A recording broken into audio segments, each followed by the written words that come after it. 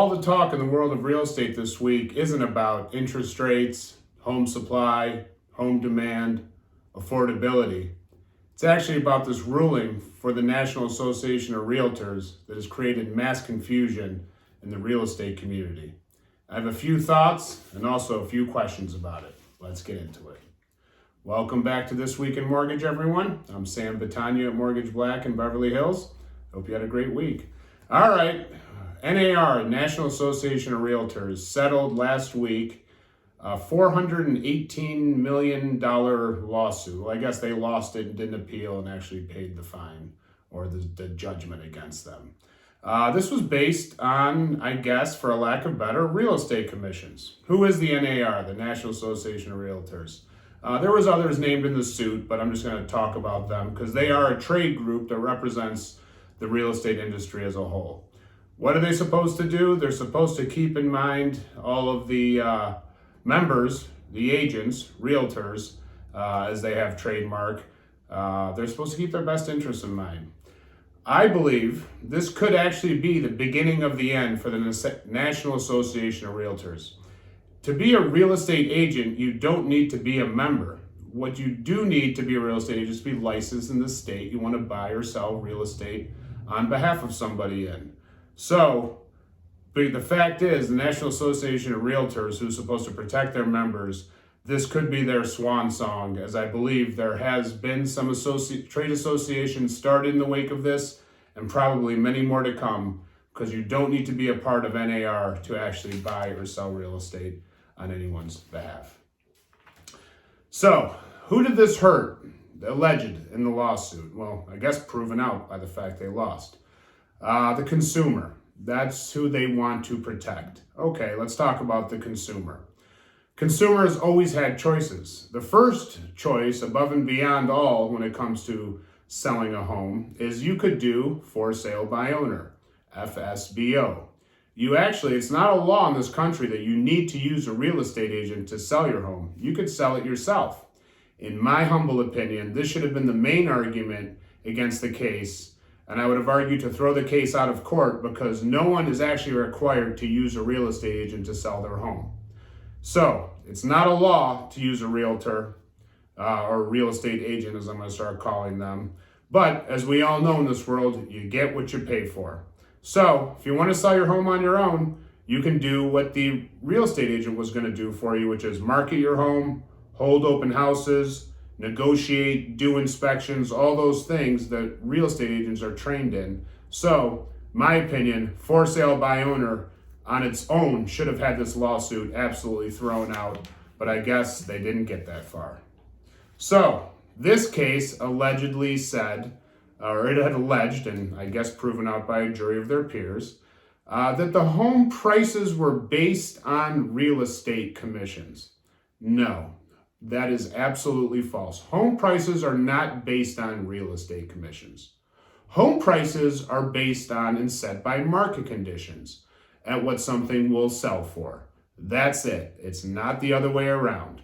Real estate commissions are a derivative of home prices. Home prices are not a derivative of real estate commissions. That is the most absurd statement I have heard. All of the bad information on TV this week, all of the clickbait, it says it's going to save people billions of dollars, the consumer, and we'll go on to define the consumer here. But this is absolutely ridiculous to say that home prices are based on commissions. I have simple proof that home prices are not based on commissions. Sometimes things will list. Well, every time a home goes up for sale, there's a list price. Guess what? That home usually sells for higher than the list price or lower than the list price, but very rarely does it actually sell at the exact list price. There's your proof. That's your proof in the pudding that real estate commissions are not driving the value of homes. The value of homes, then you derive the real estate commission based on what the market will give. There is also a price fixing argument, which simply does not apply here. Number one, realtor commissions are indeed negotiable. They always have been. They've always had this standard 5 or 6%, but you can negotiate it. So it's on the consumer in a capitalistic market, and that's why I'm actually doing this today, because this is called capitalism that we all play in, commissions are negotiable.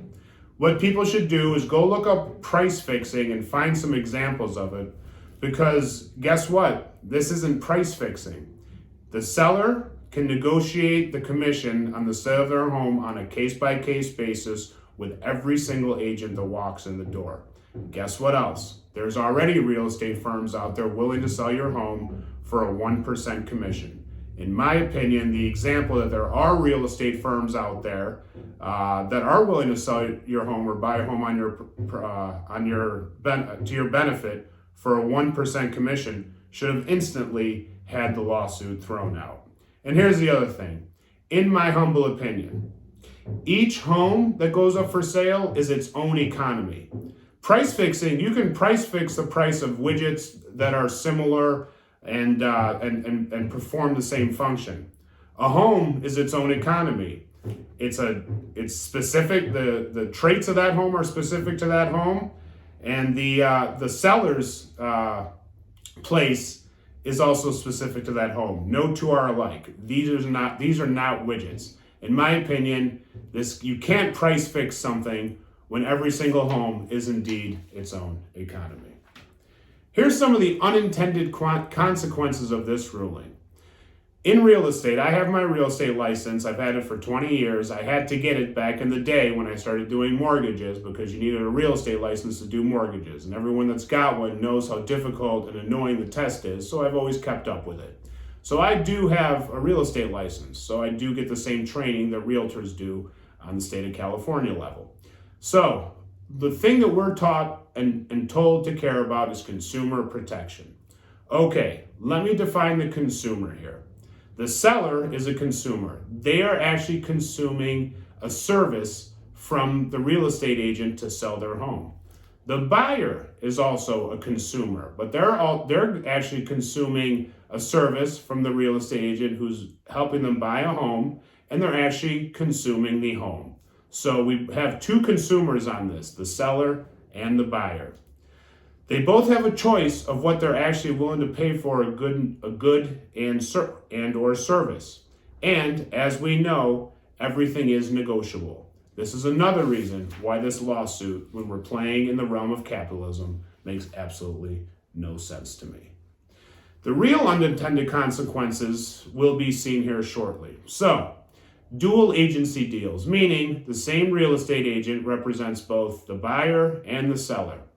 Now, traditionally, when someone is representing both the buyer and the seller, both the buyer and the seller have to acknowledge through a disclosure that there is one agent that's going to represent both of their interests.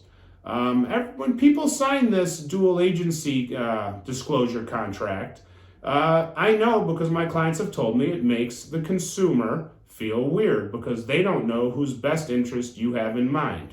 Well, there is a clear conflict of interest. In real estate, disclosure is the name of the game.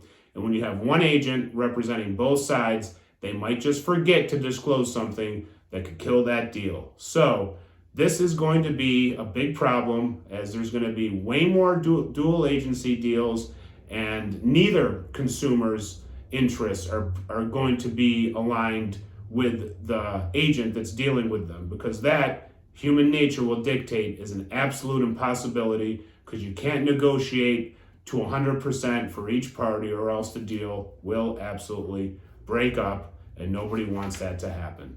So when you're representing both sides, it gets sticky. I know a lot of agents that actually won't do it for that reason. And here we're going to see a lot more dual agency deals, and this is going to be a big problem when protecting the consumer, which again is all we learn when learning and maintaining our real estate education. The end result of all of this? Well, there's going to be a lot more lawsuits in the real estate business now because of dual agency conflicts of interest.